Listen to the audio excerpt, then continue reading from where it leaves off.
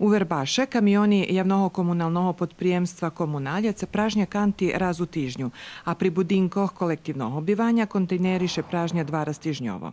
Šmece pozberane po utvrdzenim rozporjadku prevožiše na horodsku deponiju u Verbaše.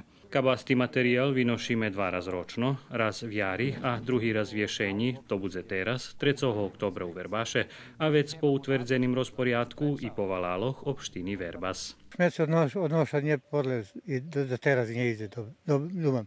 Njemco u ovom gadne. Tam rucaju podraja ne može ni prejsti. A co ljudze, znaju oni že še odruca? Znaju, ali tam rucaju i šmece, i dohlinu, i šicko.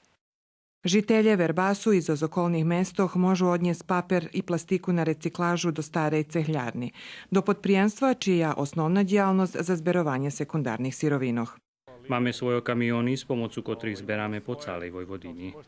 Pochabiame kontejnery na lokacijoch svojich dobavljačov, že by oni okončili primárnu separáciu od rúdkoch.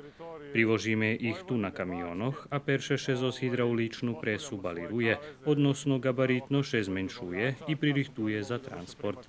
Šitska roba zakončuje pri ovlascených recikleroch.